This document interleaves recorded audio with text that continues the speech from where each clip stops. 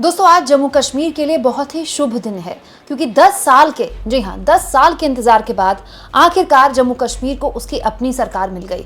जम्मू कश्मीर जिसने 10 साल चुनाव का इंतजार किया, धारा 370 हटाने के बाद कई पाबंदियां झेली, आखिरकार जमहूरियत के इस महापर्व का जो नतीजा है निकलने के बाद उसे वो सरकार मिली है जिसके लिए जम्मू कश्मीर ने चुना था अपने अपने उम्मीदवारों को। लेकिन एक बहुत बड़ा दाव इंडिया गठबंधन की तरफ से चला गया है दोस्तों। अमूमन इस तरह के दाव की उम्मीद आप बीजेपी से करते हैं, लेकिन इंडिया गठबंधन ने आज जम्मू कश्मीर में उमर अब्दुल्ला के मुख्यमंत्री के तौर पर शपथ ग्रहण के समारोह में एक ऐसा दाव चल गया या फिर कह लें कि ऐसा कार्ड चल दिया जो बीजेपी की पूरी पॉलिटिक्स धराशाही कर देता है। दोस्तों जम्मू कश्मीर में दौर कोई भी रहा हो, सरकार किसी की भी रही हो, एक शिकायत रहती है कि सारा फोकस कश्मीर पर रहता है, जम्मू पर नहीं रहता। और मुख्यमंत्री भी होते हैं वो ज़्यादातर कश्मीर से ही होते हैं और जम्मू पर जो ध्यान होता है राज्य सरकार का वो कम होता है, और केंद्र में भी किसी की भी सरकार हो उसका भी ध्यान कश्मीर में ज़्यादा होता है। यही करके जम्मू में बीजेपी ने अपना जनाधार बढ़ाया। दोस्तों जम्मू हिंदू बाहुल्य है और कश्मीर मुस्लिम बाहुल्य है, और जम्मू एक दौर में कांग्रेस पार्टी का एक बहुत ही महत्वपूर्ण गढ़ हुआ करता था।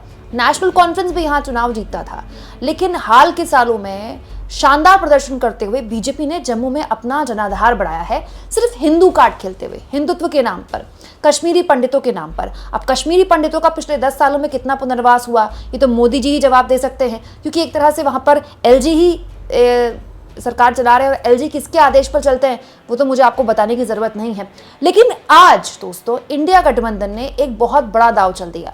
इंडिया गठबंधन की सरकार में, जी हाँ, एक ऐसी सरकार जिसमें नेशनल कॉन्फ्रेंस के मुख्यमंत्री हैं, उमर अब्दुल्ला मुख्यमंत्री हैं, वहां एक हिंदू को उप मुख्यमंत्री बनाया गया है। दोस्तों सुरेंद्र चौधरी, जम्मू के नौशेरा इलाके से सुरेंद्र चौधरी चुनाव जीते थे और बहुत बड़ा चुनाव जीते थे। दोस्तों जम्मू कश्मीर में जो बीजेपी के प्रदेश अध्यक्ष हैं रविंद्र रैना को सुरेंद्र चौधरी ने जबरदस्त तरीके से पटखनी दी थी और 7,819 वोटों से उन्होंने जीत हासिल की थी। और ये जीत काफ़ी बड़ी इसलिए भी थी क्योंकि सुरेंद्र चौधरी और रविंद्र रैना के बीच काफ़ी अनबन रहती है। एक बार तो मारपीट तक हो गई थी दोनों की, और उस बीच सुरेंद्र चौधरी का न केवल जीतना बल्कि बड़े मार्जिन से जीतना, वो भी किसको हराना, प्रदेश के अंदर जो बीजेपी के प्रदेश अध्यक्ष है। बहुत बड़ी जीत है दोस्तों। हालांकि रविंद्र रैना खुद नहीं चाहते थे कि वो इस सीट से चुनाव लड़े, लेकिन पार्टी का आदेश था तो रविंद्र रैना ने चुनाव लड़ा, लेकिन उसमें उनको बहुत शर्मनाक हार का सामना करना पड़ा। बाद में उनको इस्तीफा भी देना पड़ गया। एक प्रदेश अध्यक्ष को, वो भी एक ऐसी पार्टी जिसकी केंद्र में सरकार है और जिसका जम्मू में काफ़ी जनाधार है, उस पार्टी के प्रदेश अध्यक्ष को हराना अपने आप में एक बहुत बड़ी बात है दोस्तों, जो सुरेंद्र चौधरी ने करके दिखाई। सुरेंद्र चौधरी दोस्तों पहले तो पीडीपी के नेता थे, फिर वो उन्होंने नेशनल कॉन्फ्रेंस के टिकट से चुनाव लड़ा और उसके बाद वो जीत गए। बड़ी बात यह है दोस्तों कि आज नेशनल कॉन्फ्रेंस की सरकार में सुरेंद्र चौधरी को डिप्टी सीएम बनाया गया है। जब ये खबर आई तो न्यूज़ चैनल वालों की भी हवाइयाँ उड़ गई कि ये कैसे हो गया। दोस्तों हिंदू डिप्टी सीएम जम्मू कश्मीर में इससे पहले भी रहे हैं, लेकिन हाल के सालों में इस तरह का उदाहरण तभी देखने को मिला जब पीडीपी और बीजेपी ने मिलकर सरकार चलाई थी जम्मू कश्मीर में। लेकिन नेशनल कॉन्फ्रेंस इस तरह का कोई कदम उठाए ये किसी को उम्मीद नहीं थी। इनफैक्ट आज सुबह तक किसी को उम्मीद नहीं थी। यहाँ इस बात पर भी गौर किया जाए दोस्तों कि ये वो सरकार है जिसमें जो सत्ताधारी दल है नेशनल कॉन्फ्रेंस, उसको उसकी ज्यादातर सीटें कश्मीर से मिली है। यकीन मानिए आसान नहीं होता है। कश्मीर ने आपको झोला भर भर के सीटें दी हैं।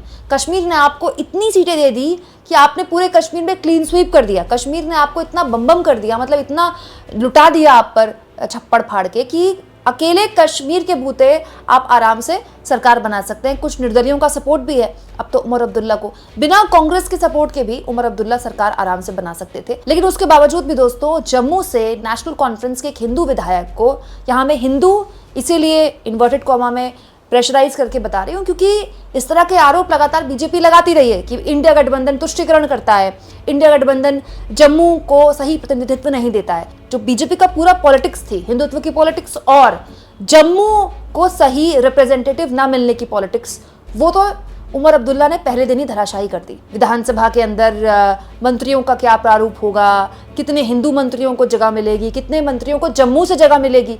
बीजेपी इससे पहले ये सवाल पूछती सवाल पूछे बिना ही उमर अब्दुल्ला ने जवाब दे दिया और बड़ा कस का जवाब दिया दोस्तों, क्योंकि जो मंत्रिमंडल निकल कर आया है वो इस बात की तस्दीक करता है कि भले ही जम्मू से नेशनल कॉन्फ्रेंस को बहुत बड़ा समर्थन या बड़ी सफलता ना मिली हो, भले ही जम्मू में नेशनल कॉन्फ्रेंस की सहयोगी कांग्रेस पार्टी ने निराश किया हो, लेकिन नेशनल कॉन्फ्रेंस एक उम्मीद के तौर पर एक मैसेज बिल्डिंग, एक इशारा करना चाहती है जम्मू कश्मीर के लोगों को कि ये सरकार भले ही कश्मीर के बड़े मैंडेट की वजह से बन रही है, लेकिन ये सरकार जम्मू और कश्मीर दोनों की सरकार होगी और इस सरकार में दोनों ही राज्यों और दोनों ही जो रीजन है, संभाग हैं, उसके प्रतिनिधित्व को तवज्जो दी जाएगी।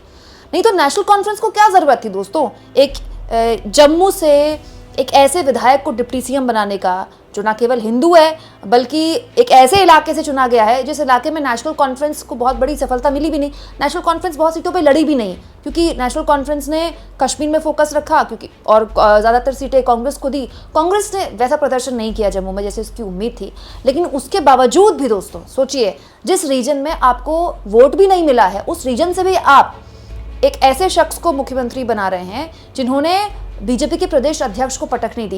इसका साफ इशारा पहले दिन ही उमर अब्दुल्ला ने दे दिया। चुनाव प्रचार में मुद्दों की बात करना, अब इनको आप साइड में रखिए, अब हम सरकार बना रहे हैं तो सरकार सबकी सरकार होगी, ये जम्मू के लोगों की भी सरकार होगी और ये कश्मीर के लोगों की भी सरकार होगी। यहाँ इस बात को भी गौर किया जाए दोस्तों कि जम्मू कश्मीर की इस नई सरकार में कांग्रेस पार्टी ने अब तक कोई कैबिनेट नहीं लिया है। कांग्रेस पार्टी के किसी भी विधायक ने शपथ ग्रहण में हिस्सा नहीं लिया। कांग्रेस पार्टी सरकार को बाहर से समर्थन कर रही है और जो औपचारिक बयान बताया जा रहा है कांग्रेस पार्टी का वो ये है कि कांग्रेस पार्टी कहती है कि पूर्ण राज्य का दर्जा पहले जम्मू कश्मीर को मिल जाए, उसके बाद वो इस कैबिनेट का हिस्सा हो सकती है। खुद उमर अब्दुल्ला ने भी बयान देकर कहा कि हमने कांग्रेस पार्टी के लिए जगह खाली की हुई है। बहुत बड़ा कैबिनेट आज शपथ ग्रहण के लिए मौजूद नहीं था, लेकिन सुनने में तो ये भी आ रहा है दोस्तों कि कांग्रेस पार्टी की ये रणनीति है कि कम से कम झारखंड और महाराष्ट्र में चुनाव हो जाएं, क्योंकि झारखंड और महाराष्ट्र में बहुत से ऐसे मुद्दे हैं, अगर आप नेशनल कॉन्फ्रेंस के चुनावी मुद्दों की बात करें जो झारखंड और महाराष्ट्र में कांग्रेस पार्टी को मुश्किल में डाल सकते हैं।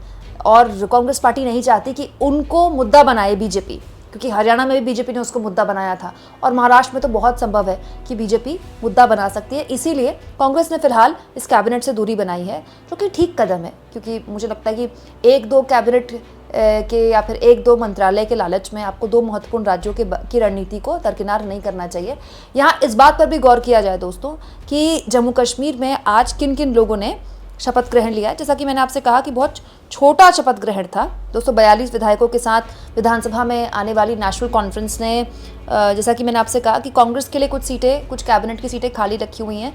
2 मंत्रियों को कश्मीर से आज शपथ ग्रहण कराया गया और 2 मंत्रियों को जम्मू रीजन से कराया गया, जिनमें से एक खुद डिप्टी सीएम है और एक और मंत्री को जम्मू रीजन से शपथ ग्रहण कराया गया और एक चुनाव से मंत्री बनाए गए। इसके अलावा दोस्तों अब सुनने में तो ये भी आ रहा है कि उमर अब्दुल्ला करीब 2-2.5 घंटे, क्योंकि इंडिया गठबंधन के तमाम बड़े चेहरे वहाँ पर मौजूद हैं, राहुल गांधी, प्रियंका गांधी, अखिलेश यादव और आम आदमी पार्टी की तरफ से संजय सिंह वहाँ पर मौजूद है। इंडिया गठबंधन की मौजूदगी है वहाँ पर, सुप्रिया सुले भी वहाँ पर मौजूद हैं। तो उमर अब्दुल्ला इंडिया गठबंधन के नेताओं से मुलाकात करने वाले हैं, उनसे बातचीत करने वाले हैं और उसके बाद तुरंत वो एक मीटिंग भी लेने वाले हैं अधिकारियों के साथ। ये मीटिंग महत्वपूर्ण इसीलिए है दोस्तों क्योंकि मुख्यमंत्री के तौर पर उमर अब्दुल्ला जम्मू कश्मीर से जब पूर्ण राज्य का दर्जा छीना गया और 370 हटाई गई जम्मू कश्मीर से, तब वो पहले मुख्यमंत्री हैं। तो ये भी उन्होंने अपने आप में इतिहास बना दिया और एक लंबा दौर रहा है कश्मीर में 10 सालों का, जहाँ पॉलिटिकल एक्टिविटीज़ बंद रहीं।